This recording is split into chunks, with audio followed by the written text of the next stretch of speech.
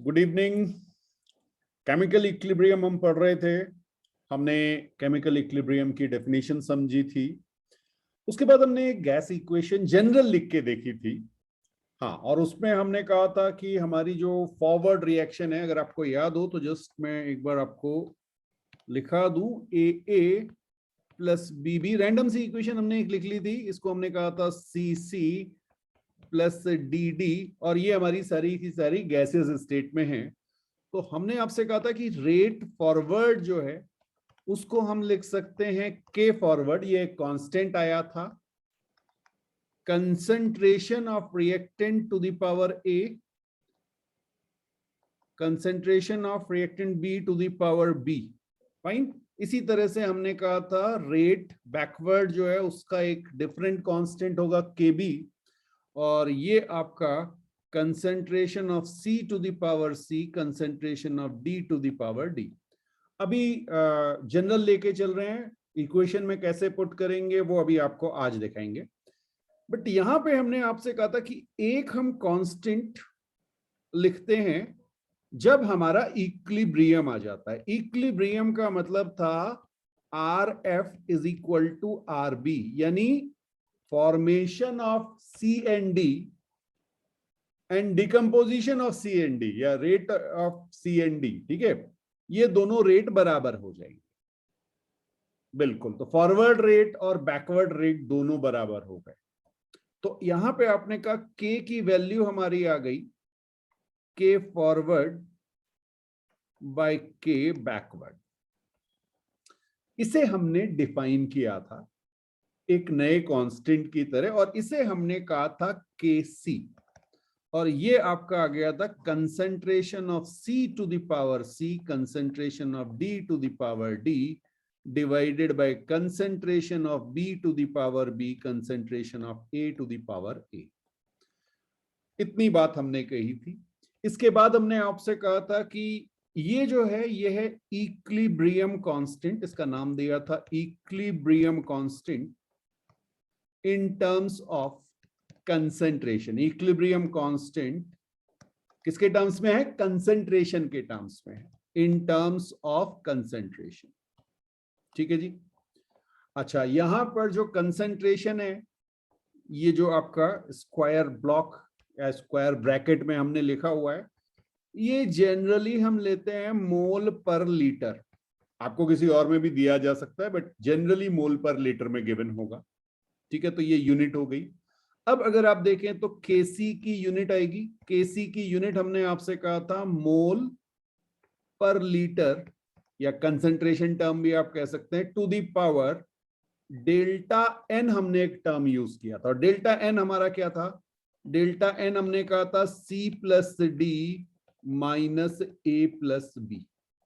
ठीक है, स्टोइचियोमेट्रिक coefficient product के माइनस सम ऑफ रिएक्टेंट्स। तो इतना हमने लास्ट क्लास में चेक कर लिया था। अब थोड़ा सा आगे बढ़ते हैं और कुछ रिएक्शंस में देखते हैं कि इनको हम कैसे अप्लाई करेंगे। ठीक, मान लीजिए मैंने आपको एक एग्जाम्पल दिया जिसमें हम कह रहे हैं कि नाइट्रोजन और हाइड्रोजन गैसियस स्टेट में है, और ये मिलके अमोनिया फॉर्म कर रही है। और आप सबको याद होगा, ये सब आपने क्लास 10th में पढ़ा हुआ है कि ये आपकी रिवर्सिबल रिएक्शन होती है। तो जरा बैलेंस कर लेंगे। यहां पे ये देखिए, ये आपकी बैलेंस रिएक्शन आ गई। फाइन। तो एक टाइम ऐसा आएगा जब इनमें इक्विलिब्रियम मेंटेन हो जाएगा। बहुत बढ़िया। अब आपसे कहा जाए कि भाई आप केसी बता दीजिए, इक्विलिब्रियम कांस्टेंट क्या आएगा? इक्विलिब्रियम कांस्टेंट, अभी बस इसकी प्रैक्टिस करनी है आज हमें। इक्विलिब्रियम कांस्टेंट क्या आएगा? तो आप कहेंगे यहां पर कंसंट्रेशन ऑफ अमोनिया, और इसका अगर आप कोफिशिएंट देखेंगे तो 2 है। मैं यहाँ पे पावर 2 डिफरेंट कलर से आपको समझ में आए जिससे। ठीक है, ये आपके प्रोडक्ट के कंसंट्रेशन हो गया। और इसके बाद आप रिएक्टेंट का देखेंगे तो concentration of N2 and concentration of H2, power जो है 1 और 3 आ गई। ये कितनों को समझ में आया? एक एग्जांपल और देख रहे हैं। मान लीजिए मैंने इस तरह से लिखा हुआ है हाफ H2 गैसियस स्टेट में plus half I2 gaseous state में, और ये आपको दे रहा है HI। हाँ जी, क्या आप इसका केसी लिख सकते हैं? बहुत आसान हो गया। बिल्कुल सही। बस ये ध्यान रखिएगा, अभी मैं आपको दूंगा ही गैस, बाद में सॉलिड और लिक्विड को लेंगे। तो यहां पर आपके पास प्रोडक्ट में जो बन रहा है कंसंट्रेशन ऑफ HI, और पावर 1 है तो लिखने की जरूरत नहीं है, आपको पता है कि वो 1 है, ठीक है, divided by concentration of H2, power कितनी आएगी? हाफ, अंडर रूट हो गया ये, समझ गए? हाफ पावर मतलब अंडर रूट। ओके, यहां पे I2 की पावर हाफ। ये आ गया सबका? Very good. अच्छा देखिए, अब इंटरेस्टिंग चीज आपको दिखाऊं। मान लीजिए मैं इस इक्वेशन को थोड़ा सा चेंज कर रहा हूं, मैं इसको लिख रहा हूं H2 gas plus I2 gas gives you HI, और बैलेंस करने के लिए यहां पे 2 आ जाएगा। अब जरा बताइए केसी क्या आएगा? अब केसी क्या आएगा?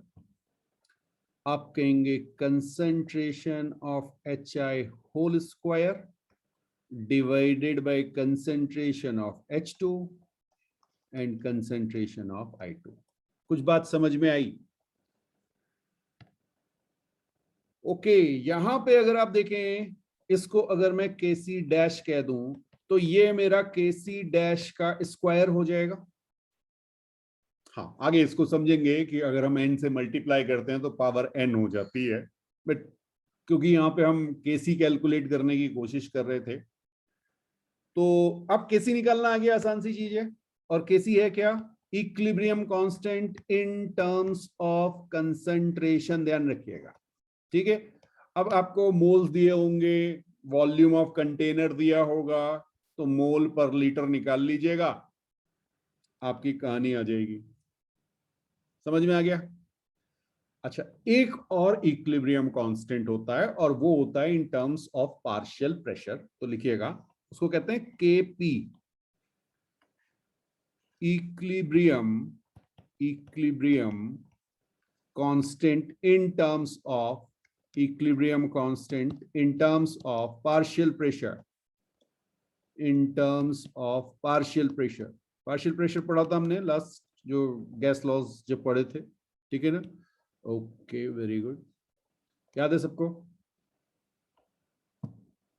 तो एक चीज का ध्यान रखिएगा, जब भी आप पार्शियल प्रेशर की बात करते हैं तो एटलीस्ट 1 गैसियस कंपोनेंट आपका होना चाहिए। अरे तभी तो निकालोगे, कम से कम एक तो आपका गैसियस फेज में होना चाहिए, और अभी तो हम सारे के सारे गैसियस फेज में ही ले रहे हैं। हाँ, आगे जाके जैसे जैसे चैप्टर में आगे बढ़ेंगे तो एक्वस मीडियम में भी केसी कैलकुलेट करेंगे। यस, तो केपी जो है वो क्या है? Equilibrium constant in terms of partial pressure. चलिए फिर से मैं इक्वेशन लिख रहा हूं, ए लिखा मैंने गैस प्लस बी गैस, ये एक जनरल इक्वेशन मैंने बना दी है रैंडम सी, ठीक है। हाँ, प्रैक्टिस आपको करा ही चुके हैं तो आपको पता है कि ये क्या मतलब है। इससे यह है कि आपको कोई भी इक्वेशन मिले आप उसे इस टर्म्स में कन्वर्ट कर सकते हैं। चलिए, तो अब मैंने आपसे कहा कि भाई केपी को हमने डिफाइन क्या किया है? हमने कहा है पार्शियल प्रेशर, हाँ पार्शियल प्रेशर स्मॉल पी लिखा जाता है, ठीक है, पार्शियल प्रेशर ऑफ सी। ये सी गैस का पार्शियल प्रेशर है, इसकी पावर क्या आएगी?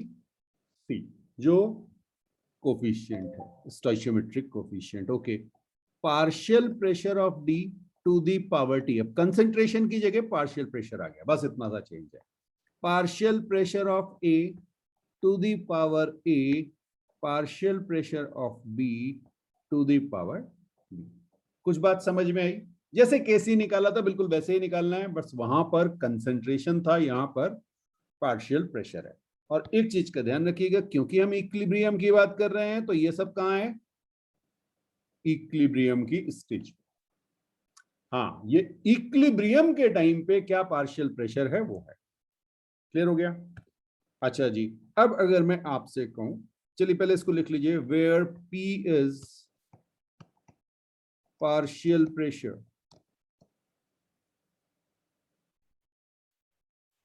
Of various gases. ठीक है, यूनिट ऑफ केपी क्या होगी? तो भाई देखिए, जब आप प्रेशर कैलकुलेट कर रहे हैं तो आप एटमॉस्फेरिक टर्म में कर सकते हैं। ठीक है, जनरली एटीएम आता है, आप पास्कल में भी कर सकते हैं, ऐसा कुछ नहीं है। क्या टर्म्स दिए गए हैं वो आपको देखना होगा, बट अभी हम एटीएम के टर्म्स में ले रहे हैं। Okay, C plus D minus A plus B. कुछ बात समझ में आई? ये यूनिट होगी बेटा, हाँ ये यूनिट होगी। और इसके बाद जिस पे स्ट्रेट क्वेश्चन मिलता है वो है relationship between KC and KP. Relationship between KC and KP. तो कंसेंट्रेशन के टर्म्स में और प्रेशर के टर्म्स में आप जब रिलेट करते हैं तो प्रेशर और कंसेंट्रेशन में, हाँ, अगर गैसेस हैं तो बिल्कुल रिलेशन होगा। क्या रिलेशन है जरा देखते हैं। आइडियल गैस इक्वेशन हमने पढ़ी थी, PV is equal to N R T. सबको याद होगा, आइडियल गैस इक्वेशन हमारी ये थी। अब बेटा अगर मैं यहां से आपसे कहूं कि प्रेशर क्या हो जाएगा, तो आप कह सकते हैं N by V R T. Okay, अब जरा ध्यान से देखना, ये N by V number of moles per unit volume, ये क्या है? कंसेंट्रेशन। तो मैं इसको क्या लिख सकता हूं, यहां पे मैं सी लिख दे रहा हूं। सी इज ओके, आप यहां पे लिख दीजिए कंसेंट्रेशन। ठीक है, तो सी आर टी। तो प्रेशर क्या हो गया मेरा? Concentration multiplied by RT. Concentration कौन सा? जिस टर्म्स में हम बात कर रहे हैं, मोल पर लीटर वाला।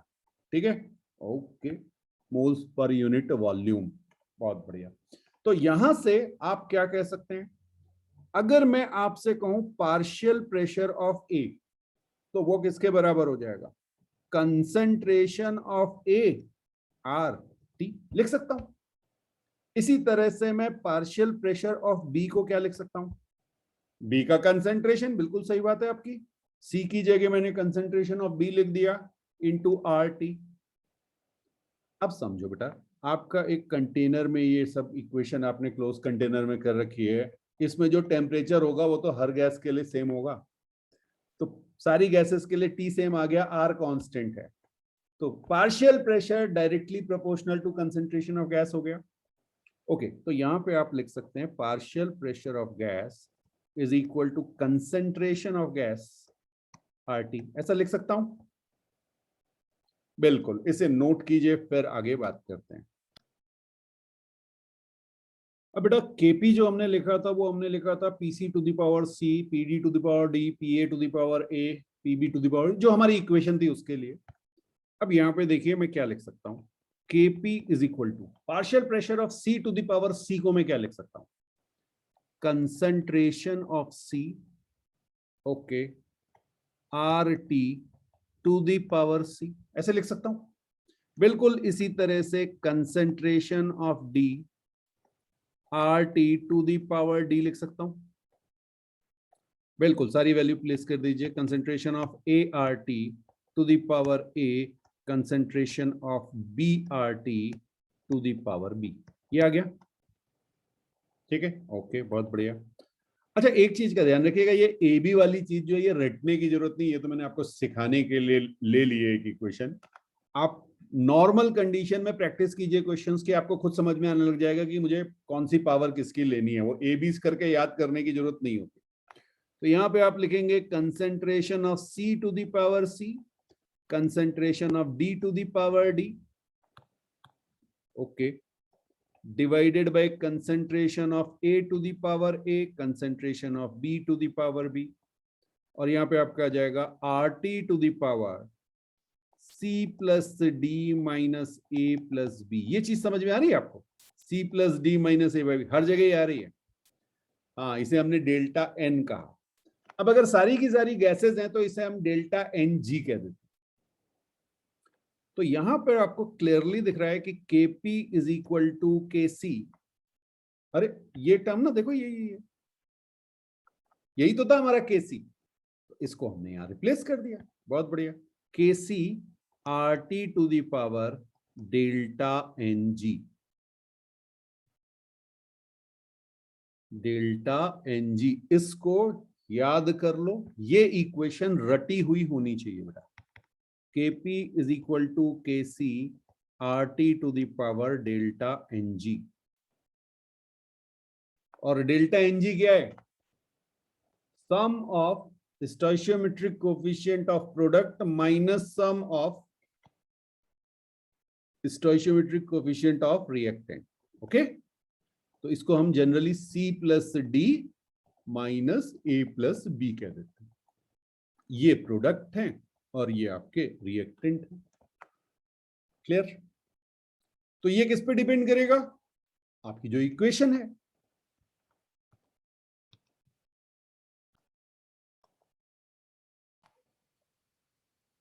तो एक बेटा हमने एग्जांपल ले लिया, नाइट्रोजन गैस है हमारे पास, हाइड्रोजन गैस है, ठीक है, ओके, और ये हमें इक्विलिब्रियम में है और ये हमें दे रही है अमोनिया 2NH3। इक्वेशन बैलेंस करते हैं, यहाँ पे 3 आ गया। फाइन, ओके, सब गैसेस स्टेट में है। आपको मुझे सिर्फ ये बताना है कि व्हाट इज डेल्टा Ng, और कुछ नहीं। डेल्टा Ng क्या होगा समझिएगा बेटा। ये जो C प्लस डी हम लिखते थे, यहाँ पे ये 2 आ गया। प्रोडक्ट साइड में जितने भी आपके गैसेस स्टेट में प्रोडक्ट हैं, उन सब का जो कोफिशिएंट रिएक्शन में लिखा हुआ, ऑब्वियसली बैलेंस इक्वेशन होगी, उसमें जो लिखा जाएगा उसको आपको यहाँ पे लिख देना है। ठीक है, तो ये तो प्रोडक्ट के लिए आ गया। माइनस रिएक्टेंट साइड पे जाइए तो रिएक्टेंट साइड पे 1 + 3 आ जाएगा। आया? बिल्कुल सही, और ये आपका -2 आ गया। तो इतनी आसान सी चीज है। अब आप क्लियरली कह सकते हैं कि अगर मेरे पास इस इक्वेशन का जो nitrogen +3 hydrogen gives you 2NH3 है, इसका जो Kp है, उसके लिए आप सीधा सीधा फॉर्मूला लिख सकते हैं Kc RT to the power -2। ये आपका Kp Kc का रिलेशन हो गया इस पर्टिकुलर रिएक्शन के लिए। फाइन। अच्छा, इसी को अगर मैं थोड़ा सा चेंज करूं, देखिएगा, half H2 plus half I2, सब गैसेस स्टेट में बेटा, half H2 plus half I2 gives you HI। Balance है? इक्वेशन चेक कीजिए पहले, इक्वेशन बैलेंस है। ओके, अब आपको बताना है कि भाई यहां पर डेल्टा Ng क्या है और Kp और Kc में क्या रिलेशन आएगा। बहुत सिंपल सा है, Kp is equal to Kc RT to the power something. ये समथिंग जो है ये आपको कैलकुलेट करना है। बस आप समथिंग कैलकुलेट कर लीजिए, काम चल जाएगा। डेल्टा Ng जल्दी निकालिए कितना रहे। तो डेल्टा Ng अगर आप देखेंगे तो 1 माइनस हाफ प्लस हाफ, ये आ जाएगा और आपका 0 आ गया। ठीक है, तो यहां पर आपको डेल्टा Ng लिखना था। यहां से बेटा Kp की वैल्यू Kc के इक्वल आ गई। कुछ बात समझ में आई? तो Kp और Kc इक्वल भी हो सकते हैं, अलग अलग भी हो सकते हैं। ये डिपेंड करेगा कि आपकी जो इक्वेशन है वो क्या बनी हुई है। क्लियर? चलिए, अब जरा सी इसको ग्राफ से थोड़ा समझने की कोशिश करते हैं और एक ग्राफ बनाते हैं। मान लीजिए मेरे पास रिएक्टेंट और टाइम का ग्राफ मैं बना रहा हूं। ठीक है, हाँ, मेरे पास कोई रिएक्टेंट है, ए गैस बी गैस में कन्वर्ट हो रही है। तो लेट्स से ये मेरे पास, मैं इधर लिख देता हूं आपका, यहां पे हम लिखते हैं कंसंट्रेशन ऑफ रिएक्टेंट। ठीक है, और एजम्पशन पहले हमारा यह है कि इनिशियली हमारे पास कोई प्रोडक्ट अवेलेबल नहीं था। ये सब चीजें हम मोल कॉन्सेप्ट में भी थोड़ा बहुत देख चुके हैं, बट यहां पे बिल्कुल अलग अप्रोच है उसको देखने की।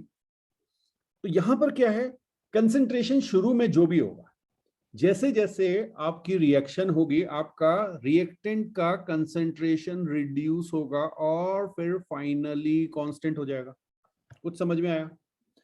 तो इस पोजीशन पे जाके आप देख रहे हैं, यहां पे आगे जाके यहां पे आपका जो रेट है वो 0 हो चुका है। ठीक, तो टाइम के साथ ये जनरल बनाया हमने, बिल्कुल जनरल बनाया है। ओके, और एक और अगर मैं आपको दिखाऊं बिल्कुल ऐसा ही, यहां पे मैं प्रोडक्ट के लिए बना दूं, तो भाई प्रोडक्ट में आप वाई एक्सेस पे दिखा रहा हूं और एक्स एक्सेस पे हम टाइम को दिखा रहे हैं। चलिए ये हमने बना दिया। अब सोचिए, पहले आपके पास प्रोडक्ट क्या था, मैंने क्या कहा था, इनिशियली 0 है। यस, यहां पे हम कंसंट्रेशन ऑफ प्रोडक्ट लिखेंगे। क्लियर? तो आपने कहा सर स्टार्टिंग में तो 0 था, जिस समय हमने रिएक्शन स्टार्ट करा इट इज इक्वल टू 0 पे हमारे पास कोई प्रोडक्ट नहीं था। धीरे धीरे प्रोडक्ट बढ़ने लगा, बढ़ने लगा, बढ़ने लगा, और उसके बाद यहां पर ये कांस्टेंट हो गया। कुछ बात समझ में आई? ये जब कांस्टेंट हुआ तो ये आपका रेट यहां पे भी 0 आ गया। रेट समझ में आ रहा है? स्लोप 0 हो जाना। Concentration time D concentration by dt, slope 0 हो गई यानी रेट 0 हो गया। ठीक है, ओके। अब कई बार क्या होता है, ये दोनों आपको एक ही ग्राफ में दिखाए जाते हैं। बिल्कुल, पहले इसे बनाइए फिर आगे बात करते हैं। बेटा अगर हम दोनों ग्राफ जो थे रिएक्टेंट और प्रोडक्ट वाले, उनको हम एक साथ दिखाएं, ठीक, तो कैसे होगा? अब यहां पर हमने आपसे कहा कि रिएक्टेंट हमारा इनिशियली हमारे पास कुछ था और प्रोडक्ट जो हमारा था इनिशियली वो 0 था। ये हमारा एजम्पशन है, जरूरी नहीं ऐसा ही हो, कुछ प्रोडक्ट हो भी सकता है पहले से, बट क्योंकि हम अभी स्टार्टिंग कर रहे हैं तो हम इनिशियल प्रोडक्ट को 0 लेके चल रहे हैं। फाइन, तो रिएक्टेंट का ग्राफ देखिएगा, मैं इस तरह से बना रहा हूं। यहां पे लेट्स से ये हमारा कंसेंट्रेशन था रिएक्टेंट का और ये मेरा ग्राफ आया। इसी तरह से मैंने प्रोडक्ट स्टार्टिंग में 0 लिया और ये मेरा ग्राफ आया। फाइन, अब आप एक टाइम देखेंगे जब इनका कंसंट्रेशन थोड़ी सी और बढ़ा सकते हैं आप आगे। ओके,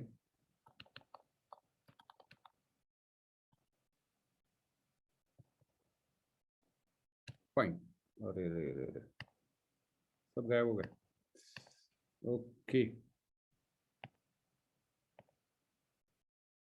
थोड़ा सा डिलेड है बेटा मेरे नेट की। ओके, ये आ गया, ठीक है।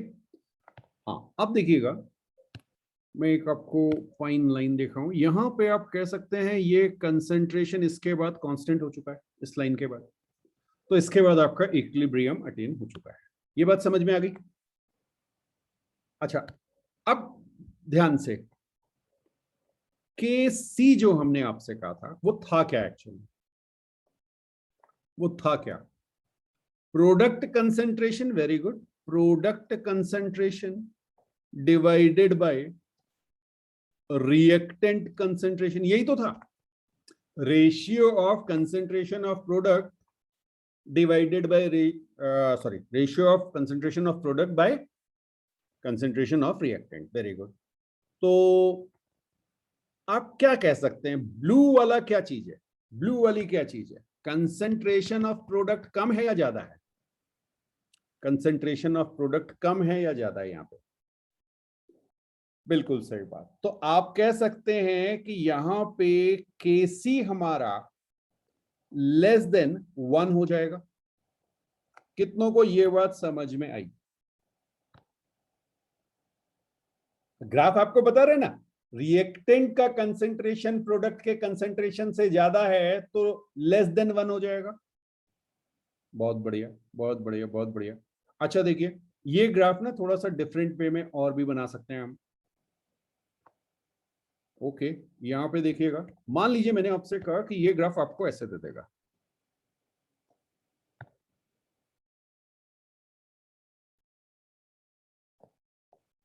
कुछ समझ में आया है ना? तो यहां पर अगर मैं आपसे कहूं के सी या के इक्विलिब्रियम की वैल्यू क्या हो गई? के सी या के इक्विलिब्रियम की वैल्यू क्या हो गई यहां पे? 1 हो गई, क्योंकि दोनों के कंसंट्रेशन इक्विलिब्रियम के टाइम पे सेम हो गए। ठीक है, तो के सी इज इक्वल टू 1 का ग्राफ ये हो गया। एक और ग्राफ बना सकते हैं, देखते हैं जरा। ओके, अब मैंने आपसे कहा कि भाई मेरा ग्राफ जो है वो कुछ इस तरह से आया।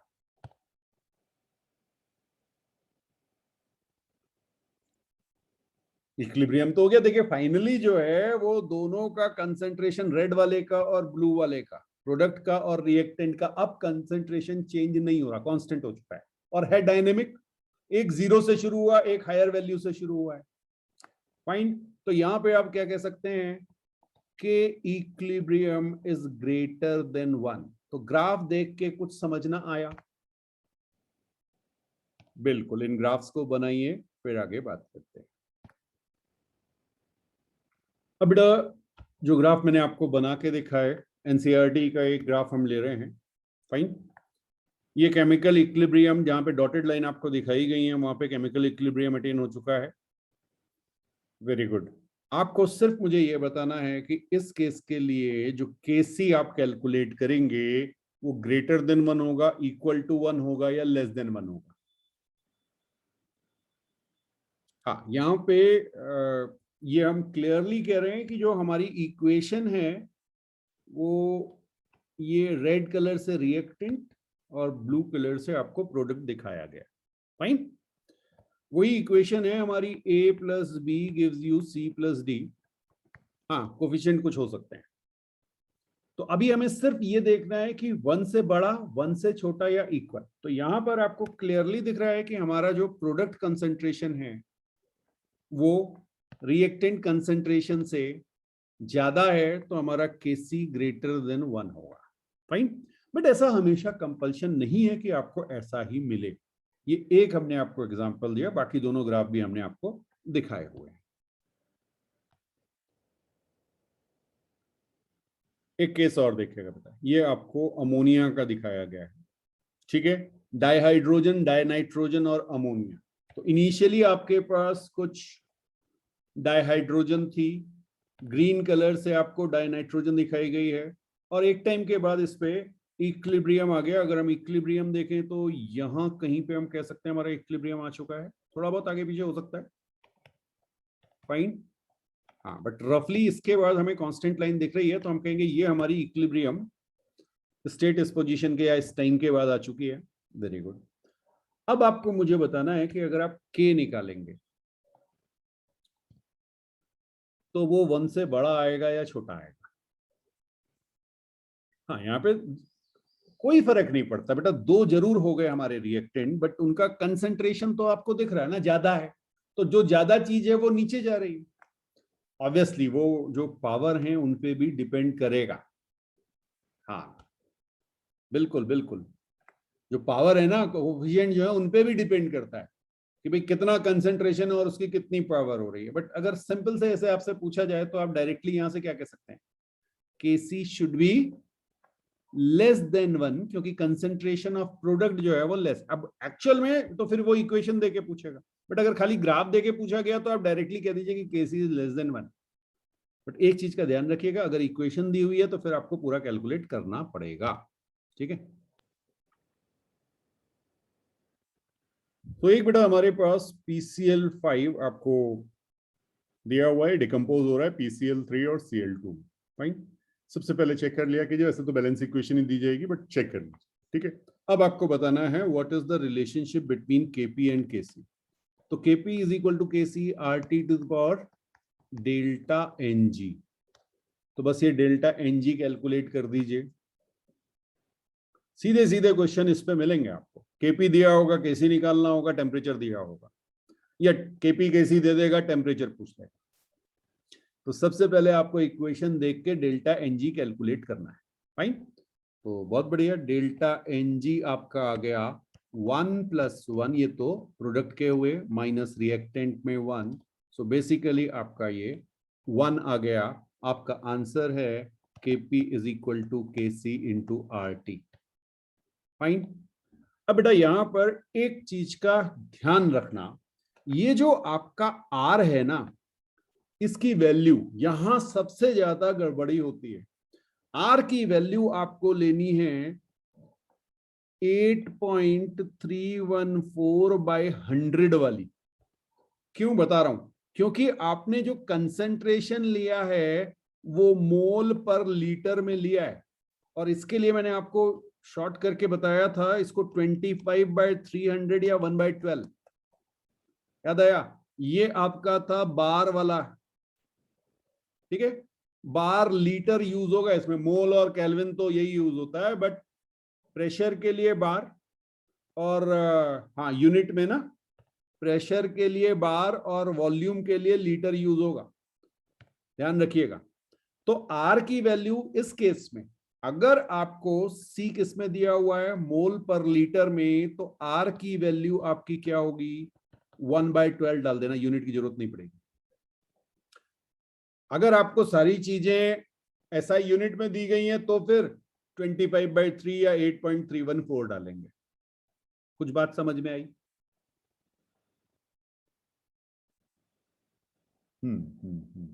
ठीक है, ओके ओके। अच्छा, एक यहीं पर, क्योंकि ये चीज हम डिस्कस कर रहे हैं तो ये इंपॉर्टेंट है, स्ट्रेट क्वेश्चन इस पे आपको मिल सकता है। केपी इज इक्वल टू केसी के लिए कंडीशंस क्या हैं, नोट कीजिए। केपी इज इक्वल टू केसी, ये एक हम पहले देख चुके हैं क्वेश्चन, ठीक है। हाँ, लेकिन खाली एक नहीं, दो कंडीशन आएंगी, देखिएगा जरा से। KP is equal to KC R T to the power delta N G, ये हमने फॉर्मूला बताया था आपको, बहुत बढ़िया। आपने कहा KP is equal to KC, तो भाई रख दो। अगर KP is equal to KC है, इसका मतलब R T to the power delta N G की वैल्यू क्या आनी चाहिए, 1, तभी तो ऐसा होगा।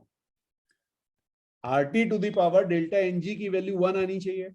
अच्छा, ये 1 कब आएगी, इसकी दो कंडीशन हो गई, जब आपका डेल्टा एन जी 0 हो जाए, ये तो पहली हुई, या ऐसा भी तो हो सकता है कि मेरे आर टी की वैल्यू 1 आ जाए। अगर मेरे आर टी की वैल्यू 1 आ गई तो भी तो यही आएगा, केपी इज इक्वल टू केसी, ठीक है। अच्छा, इसका मतलब टेम्परेचर कितना हो जाए, 1/r। जल्दीबाजी मत करना, जल्दीबाजी मत करना। आर की वैल्यू क्या बताइए, 1/12, तो ये आपका आ जाएगा 1/12, ठीक है, यानी कि 12 केल्विन। इस केस में आर की वैल्यू 1/12 रखोगे केपी केसी में, और प्लीज ध्यान रखना कंसंट्रेशन, क्योंकि जनरली अगर कंसंट्रेशन नहीं दिया होगा ना, मोल दिया होगा और लीटर में जो है आपको कंटेनर की वैल्यू दी होगी, 1 लीटर 2 लीटर का कंटेनर, ठीक है। तो कंसंट्रेशन आपका मोल पर लीटर होना चाहिए, बस ये ध्यान रखना। बार बार बोल रहा हूं, ये ऐसी जगह है जहां बहुत गलती होती है, क्योंकि अगर आप 8.314 से करेंगे तो 100 का मल्टीप्लीकेशन हो जाएगा, 100 टाइम्स आपके आंसर में डिफरेंस आ जाएगा, ये ध्यान रखना। अब बेटा ये जो 12 केल्विन आया ना, ये प्रैक्टिकली तो पॉसिबल है नहीं। हाँ, क्वेश्चन में बिल्कुल पूछ सकते हैं कि किस टेम्परेचर पे केपी इज इक्वल टू केसी हो जाता है, लिख दो यार, रट लो यार, 12 केल्विन पे होगा, fine, okay. Practically not possible, तो प्रैक्टिकली तो भाई जो आपकी इक्वेशन कौन सी होगी जिसमें delta N G is equal to 0, अभी अभी हमने थोड़ी देर पहले ऊपर देखी थी, H2 + I2 gives you 2HI वाले में। और भी हो सकती है, और भी हो सकती है, मैं ये नहीं कह रहा हूं कि केवल एक ही क्वेश्चन होगी। हाँ, वो तो जब क्वेश्चंस करेंगे तब समझ में आएगा।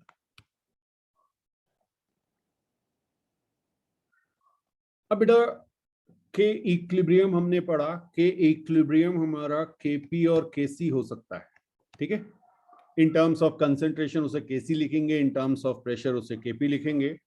अब ये है कि भाई ये के इक्विलिब्रियम डिपेंड किस पे करता है, ठीक है, यस, या ऐसे लिख लीजिए, के इक्विलिब्रियम डिपेंड्स ऑन 3 फैक्टर्स। कई बार हमें लगता है कि क्वेश्चन जो आते हैं वो बड़े फंसाने वाले आते हैं, concentration of H, concentration of, इस तरह से दे देते हैं, ठीक है। ध्यान रखना बेटा, ये एक तो डिपेंड करता है टेम्परेचर पे, नंबर 1 लिख लीजिएगा, टेम्परेचर, ठीक। दूसरा ये डिपेंड करता है स्टोइचियोमेट्रिक कांस्टेंट पे, स्टोइशियोमेट्रिक कांस्टेंट, हमने इक्वेशन क्या लिखी है उस पर डिपेंड करेगा। स्टोइशियोमेट्रिक कोफिशिएंट्स, ठीक है, ओके, वो जो ए बी सी डी थे उस पर डिपेंड करेगा। और थर्ड लिख लीजिएगा, हाँ थर्ड आपका आएगा delta H not, delta S not and delta G not. कोई बात नहीं, अभी ये आपको समझ में नहीं आएगा, ये आपके होते हैं थर्मोडायनेमिक पैरामीटर्स। बस नोट करो, अभी ये जब थर्मोडायनेमिक्स पढ़ेंगे तब समझ में आएगा। थर्मोडायनेमिक पैरामीटर्स, ठीक है। बस ये याद रखना है अभी कि भाई टेम्परेचर पे डिपेंड कर रहा है, स्टोइशियोमेट्रिक कोफिशिएंट पे डिपेंड कर रहा है, और साथ में ये डेल्टा एच, डेल्टा एस और डेल्टा जी नॉट पे डिपेंड कर रहा है। क्या होगा ये बाद में बताएंगे, अभी टाइम वेस्ट करके फायदा नहीं है उसका, ठीक है। हाँ अच्छा, फोर्थ पॉइंट, फोर्थ, अच्छा 3 लिखा है ना ऊपर, एक मिनट यहाँ पे स्टार के साथ लिखो, नेक्स्ट जो है वो स्टार के साथ लिखो, इंपॉर्टेंट पॉइंट है। K equilibrium does not depends, K equilibrium does not depend upon initial concentration, initial concentration of various reactants, fine. और एक और चीज है, direction from where equilibrium is reached। इसका मतलब बता रहा हूं, पहले नोट कर लीजिए बेटा। आपके पास रिवर्सिबल रिएक्शन दी हुई है, A plus B gives you C plus D, fine. आप ए बी लेके रिएक्शन स्टार्ट कराएं या आप सी डी लेके रिएक्शन स्टार्ट कराएं, हाँ हाँ हाँ, ठीक है, इनके कंसंट्रेशन, इनिशियल कंसंट्रेशन या कहां से आगे से चल रहे हैं, ए बी ज्यादा है सी डी कम है, कंसंट्रेशन किधर से आ रहा है, इस पे ये डिपेंड नहीं करती। और एक मैं आपको ग्राफ से इस चीज को दिखाना चाहूंगा। तो ग्राफ देखने से पहले बेटा एक हम टेबल देख लेते हैं, एनसीईआरटी में ही आपके टेबल दी हुई है। यहाँ पे आपको बहुत सारे एक्सपेरिमेंट्स किए गए हैं, H2I2 और HI का डिफरेंट डिफरेंट टाइम पर, एक इनिशियल और एक इक्विलिब्रियम के टाइम पर कंसेंट्रेशन लिया हुआ है, ठीक है। तो फर्स्ट एक्सपेरिमेंट में आपने क्या किया है, 2.4 इंटू 10⁻⁻², ये कंसेंट्रेशन आपको दिया गया है H2 का, I2 का, ठीक है। और फिर इक्विलिब्रियम पे क्या क्या अवेलेबल थे ये निकाल लिया गया, ठीक है। आगे हम इसकी क्वेश्चन में देखेंगे कि ये कैसे आएगा, बट अभी मैं सिर्फ आपको जो चीज बताने जा रहा हूं वो के इक्विलिब्रियम वाली बात कर रहा हूं। उसके बाद आपने सेकंड केस में देखिए किसको चेंज किया, I2 को चेंज कर लिया, आपका इक्विलिब्रियम कंसेंट्रेशन कुछ चेंज हो चुका है। इसी तरह से फिर आपने फिर से I2 को चेंज कर रहे हैं आप, ठीक है, हाँ थोड़ा सा H2 को भी चेंज किया। थर्ड केस में आपने डिफरेंट डिफरेंट वैल्यूज दी हुई है, फोर्थ केस में, फाइन, ओके। अब देखिए लास्ट में फिफ्थ और सिक्स में क्या किया, इनको लिया ही नहीं था, किसको लिया था, HI को लिया था, यानी आपने प्रोसेस रिवर्स डायरेक्शन में स्टार्ट कराई, क्लियर है, प्रोडक्ट ले लिए थे, वहां से रिएक्टेंट बन रहे थे, ओके। अब इसके बाद इन्होंने यहां पर ये रेशियो कैलकुलेट किया, इक्विलिब्रियम कंसंट्रेशन का रेशियो। अब बहुत ध्यान से समझना है, आप जब फर्स्ट वाले को देखेंगे तो आपको क्या दिखेगा कि ये इक्वल नहीं आ रहा है, बिकॉज ये आपका के इक्विलिब्रियम है ही नहीं, ये के इक्विलिब्रियम नहीं है बेटा। के इक्विलिब्रियम कहां है, इक्वेशन में दिखा दूं आपको, ये ऊपर लिखी हुई है बेटा इक्वेशन। तो के इक्विलिब्रियम क्या होगा, केसी कर लीजिए आप, हाँ केसी क्या होगा जल्दी बताइए, concentration of HI whole square divided by concentration of H2 concentration of I2, ये आया। और साइड में देखिए आप, ये ऑलमोस्ट कांस्टेंट आ गया, ये रेशियो जो आपका आ रहा है ये ऑलमोस्ट कांस्टेंट आ गया, ठीक है। हाँ, अगर आप इधर देखेंगे तो ये तो बहुत बड़ा गैप, बहुत डिफरेंस है, बट यहाँ पे सबके सब 46 और 47 के बीच में है। माइनर से एरर तो मेजरमेंट में भी होंगे बेटा, एरर तो आएगी आएगी, तो एग्जैक्ट 46.4 ही सबका आएगा ये नहीं कह सकते बेटा। किसी थियोरेटिकल क्वेश्चन में तो आप कहेंगे अगर एक रिएक्शन में 46.4 आ रहा है तो सब में 46.4 आना चाहिए। न्यूमेरिकल में तो इस तरह से लेंगे, बट प्रैक्टिकल में उन्होंने दिखाया कि भाई हाँ थोड़ा बहुत माइनर सा डेविएशन दिख रहा है, बट दैट इज नेग्लिजिबल। तो के इक्विलिब्रियम को, ये सारे वही एक्सपेरिमेंट के डेटा है। आपने HI कितना लिया, आप सॉरी H2 कितना लिया, I2 कितना लिया, H2 को फिक्स किया, I2 को चेंज करते रहे, फिर आपने एक केस में HI ले लिया, H2 I2 थे ही नहीं इनिशियली। सारे केसेस में आपका जो रेशियो आया, केसी की वैल्यू आ रही है वो एग्जैक्टली सेम आएगी। फाइन। अब बेटा एक ये ग्राफ है, इस ग्राफ को समझने की कोशिश कीजिएगा। यहां पे आपसे कहा गया कि आप किसी भी साइड से इक्वेशन को स्टार्ट कीजिए। मान लीजिए आपने रेड को रिएक्टेंट कहा, रेड जो है वो आपका H2 और I2 का कंसेंट्रेशन। फाइन। आप देखेंगे आपकी ये यहां से स्टार्ट हुआ, मैं रेड कलर से ही आपको दिखा रहा हूं, ओके, और ब्लू कलर से ये मैंने आपको दिखाया, और ये आपका इक्विलिब्रियम अटेन हो गया। ठीक। अब जरा सी समझिएगा, अगर आप यहां पे आपने किसको लिया था, H2 और I2 को लिया था, इनिशियली आपके पास HI जो था वो 0 था। ठीक है। अब आप क्या कर रहे हो, अब आप यहां पर H2 और I2 को, इनका कंसंट्रेशन जो है वो 0 ले रहे हो, ये देखिए रेड कलर वाले को। ठीक है। टाइम उन्होंने यहां इधर दिखा दी, एक ही ग्राफ में इस तरह से दिखाया हुआ है। इसका मतलब ये वाली चीज अब नहीं सोचनी, अब आपको क्या सोचना है, आपके पास HI अवेलेबल था, वो 5 और 6 वाले जो एक्सपेरिमेंट थे। HI क्या करेगा, HI धीरे धीरे डिकम्पोज होगा, टूटेगा, H2 और I2 बनाएगा, तो इसका कंसेंट्रेशन कम होता जाएगा, और H2 और I2 के कंसेंट्रेशन बढ़ते जाएंगे बढ़ते जाएंगे बढ़ते जाएंगे। लेकिन देखिए ये दिखाया इसलिए है कि ये एक ही जगह पे मैच कर रहे हैं, यानी अगर आपके इक्विलिब्रियम कैलकुलेट करेंगे तो दोनों जगह से आपका रेशियो एग्जैक्टली सेम आएगा। चाहे आप HI लेके कर लीजिए, इस डायरेक्शन में मूव कर लिए बैकवर्ड, या आप फॉरवर्ड मूव कीजिए, के इक्विलिब्रियम की वैल्यू सेम आएगी। ठीक है। ये किसके लिए के इक्विलिब्रियम है, ये है H2 plus I2 gives you 2HI। Clear?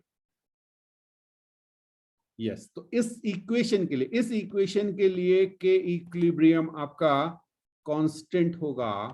आप कहीं नाम ही है उसका इक्विलिब्रियम कांस्टेंट, आप चाहे H2I2 से चलो, चाहे आप 2HI से चलो। 2HI से चलो मतलब इनिशियली आप 2HI ले लीजिए, तब भी आपका आंसर सेम आएगा। अब बेटा एक केस ले रहे हैं, चलिए इस एग्जांपल में ही ले लीजिए। मान लीजिए मैंने आपसे कहा मेरे पास एक रिएक्शन है A गैस और ये मुझे B गैस दे रही है। फाइन। कन्वर्ट हो रही है, कुछ कोफिशिएंट वगैरह है, उसकी चिंता अभी नहीं करती, और इसका मैंने आपसे कहा कि के इक्विलिब्रियम जो है वो K1 है। अच्छा जी। फिर मैंने आपसे कहा मेरे पास एक और दूसरी रिएक्शन है, B गैस है, ये मुझे C गैस दे रही है। फाइन।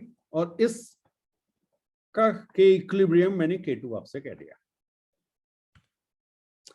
अब अगर मैं इन दो रिएक्शन को ऐड कर दूं, हाँ जी ऐड करना है मुझे, तो क्या होगा, ये रिएक्शन मेरी बन जाएगी A gas gives you C gas. ये समझ में आया? और इसके लिए जो के इक्विलिब्रियम होगा वो आपका हो जाएगा K1 इंटू K2। याद रखना इसे, जब भी आपके पास कोई इक्वेशन ऐड हो रही होंगी तो आपके इक्विलिब्रियम कांस्टेंट मल्टीप्लाई होंगे। मैं आपको बता भी सकता हूं कि कैसे आया ये। ठीक है, आप यहां पे देख सकते हैं K1 की वैल्यू आप लिखेंगे concentration of B by concentration of A। K2 की वैल्यू आप लिखेंगे concentration of C by concentration of B। कुछ समझ में आ रहा है? अच्छा जी। अब आप K1 और K2 को मल्टीप्लाई कर दीजिए, क्या आ जाएगा, concentration of C by concentration of A, और ये आपका किसके बराबर है, जो आपकी इक्वेशन है उसके के। ठीक, अब ये चीज आपको याद रखनी है कि अगर हम दो इक्वेशन को ऐड करेंगे तो उनका इक्विलिब्रियम कांस्टेंट, दोनों इक्वेशन का जो इंडिविजुअल इक्विलिब्रियम कांस्टेंट है वो मल्टीप्लाई हो जाएगा। याद रहेगा? अच्छा, आप देखिए एक और देख रहे हैं, एक और एग्जांपल।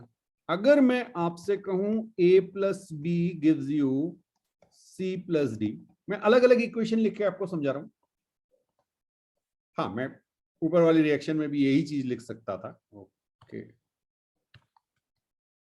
c प्लस डी, ये हमारे पास मान लीजिए हमने कहा k है, ठीक है। ओके, अब मैं आपसे कहूं कि c plus D gives you a plus B, अब क्या होगा?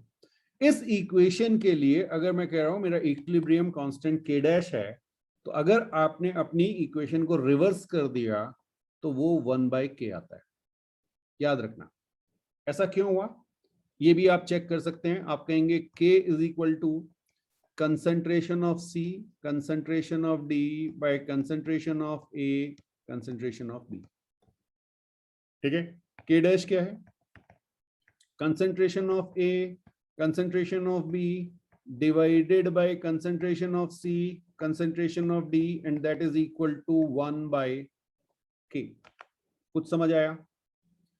तो अगर आपने अपनी रिएक्शन को रिवर्स डायरेक्शन में लिखा, यानी पलट दिया, जो प्रोडक्ट थे उनको रिएक्टेंट बना दिया, तो आपका K इक्विलिब्रियम भी इन्वर्ट हो जाएगा। Fine, yes. और एक और ये भी बहुत इंपॉर्टेंट है।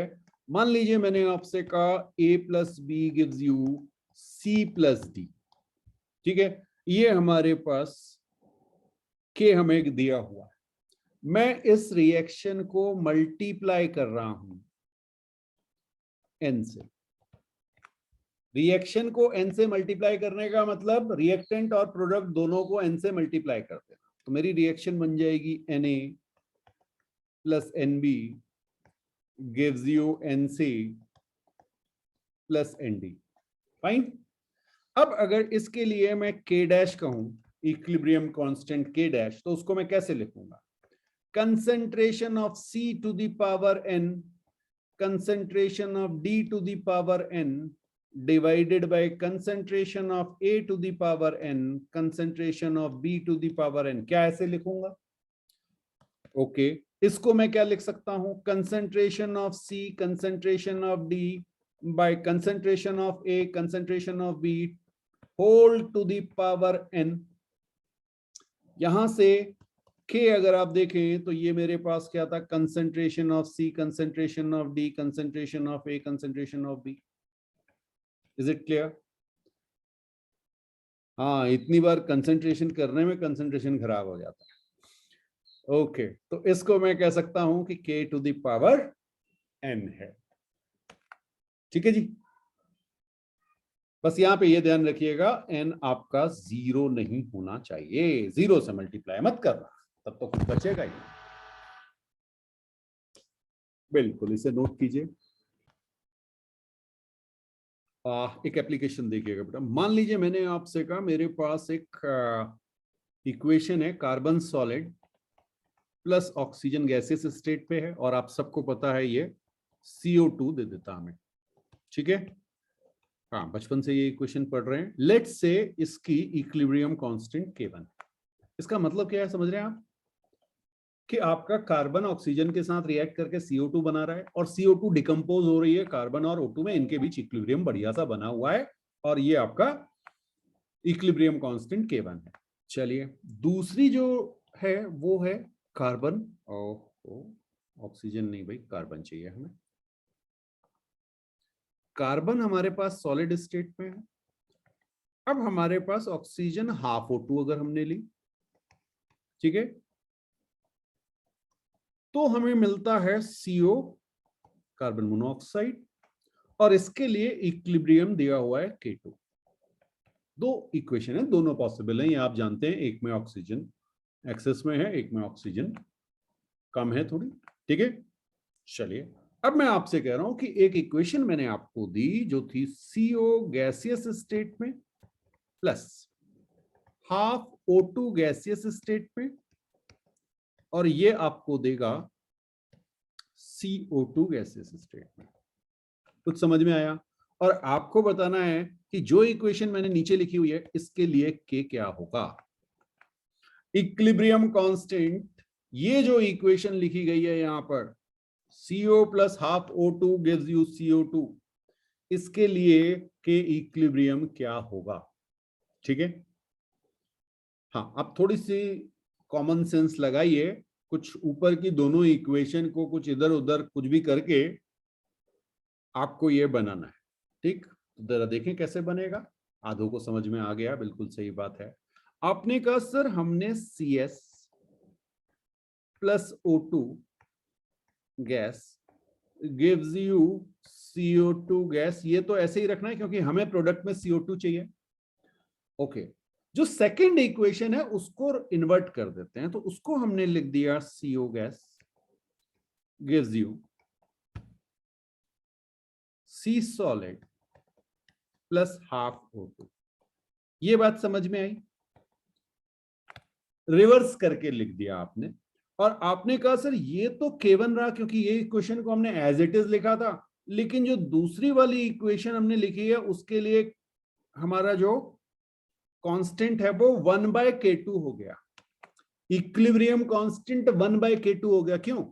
क्योंकि मैंने उसे इन्वर्ट कर दिया। बात समझ में आई? उल्टा लिखा हुआ है, जो प्रोडक्ट थे वो रिएक्टेंट बन गए, जो रिएक्टेंट थे वो प्रोडक्ट बन गए, तो हमारा K जो है वो इन्वर्ट हो जाएगा। अब इन दोनों को ऐड कर दो भाई।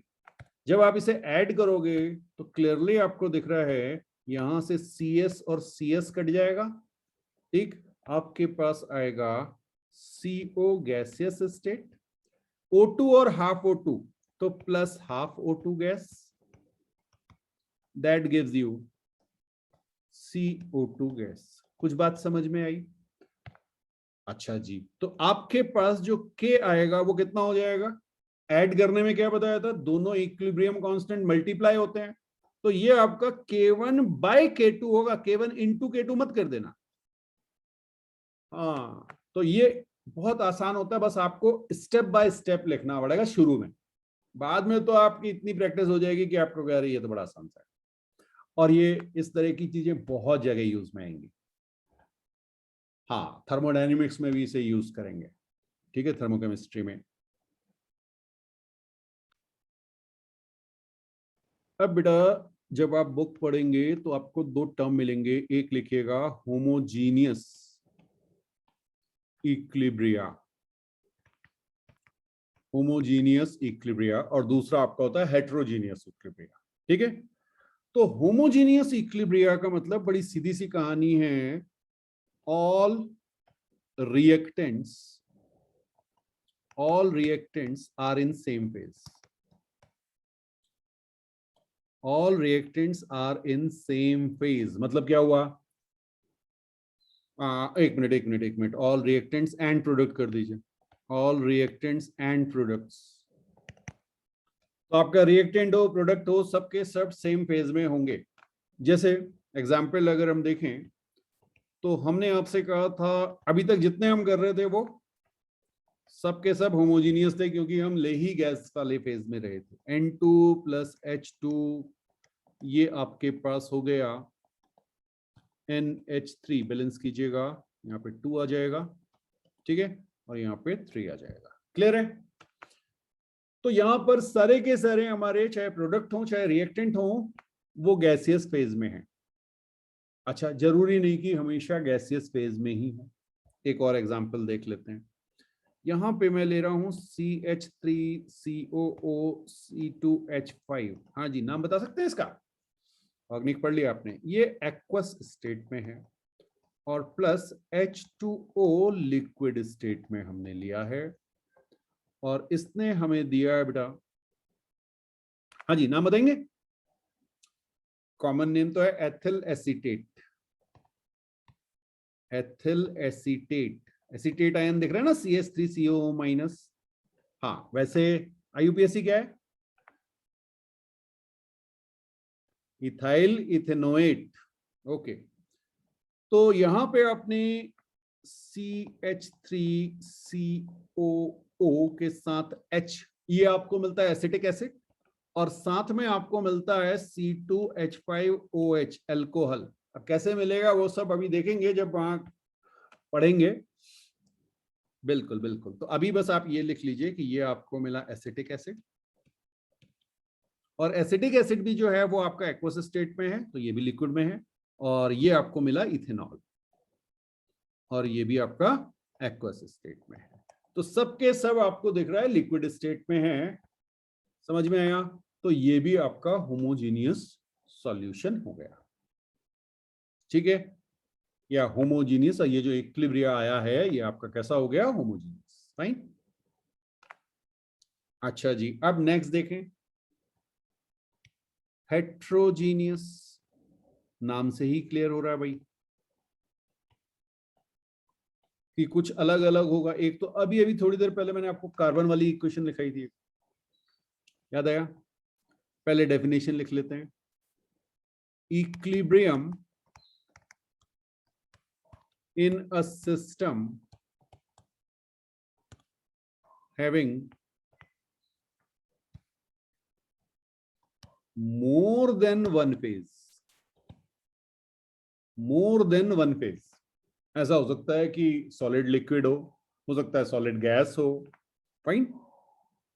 हाँ, बट ये ध्यान रखिएगा, ये हमने आपको पहले भी बताया था कि भाई होना क्लोज कंटेनर चाहिए।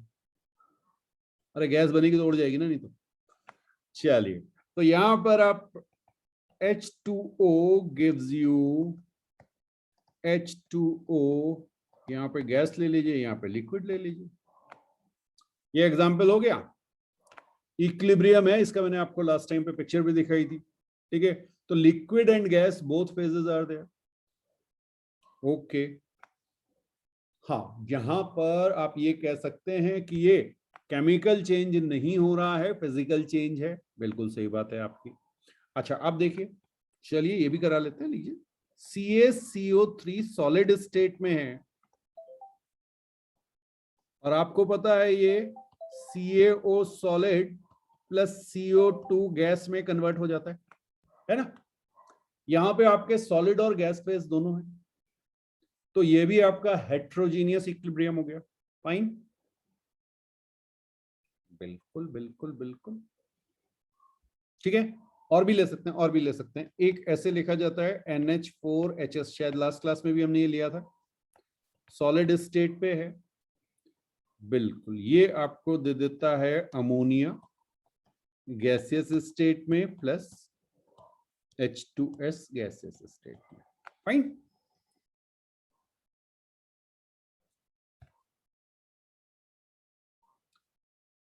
तो ये आपके हेट्रोजीनियस इक्विलिब्रियम और होमोजीनियस इक्विलिब्रियम हो गए। यहीं पे एक लास्ट पॉइंट आज का लिख लीजिए, इंपॉर्टेंट है ये। इन हेट्रोजीनियस इक्विलिब्रियम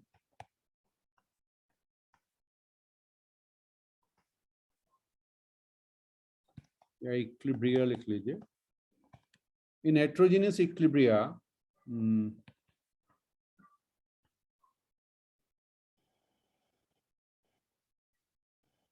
अच्छा, इफ कर लीजिए इसको, इन नहीं, इफ कर लीजिए, थोड़ा सा लैंग्वेज जो है वो हो जाएगी। If heterogeneous equilibria involves pure solid, ये बात मैंने पहले की थी शायद आपसे ना, pure solid and pure liquid, ठीक है, there concentration x solid, x मतलब कोई भी आपका सॉलिड हो सकता है, ठीक है, एक्स ले लिया मैंने जनरली, या एक्स लिक्विड, ठीक है। अगर ये प्योर हैं तो इनको आपको 1 लेना है, ये ध्यान रखिएगा। न्यूमेरिकल में आपको इनको 1 लेना है। ये कांस्टेंट होंगे, ये कांस्टेंट होंगे, और हमें इनको 1 लेना है, ये चेंज नहीं होंगे बेटा, ठीक है। बस इतना अभी ध्यान रखिए, इसको आगे डिस्कस करेंगे।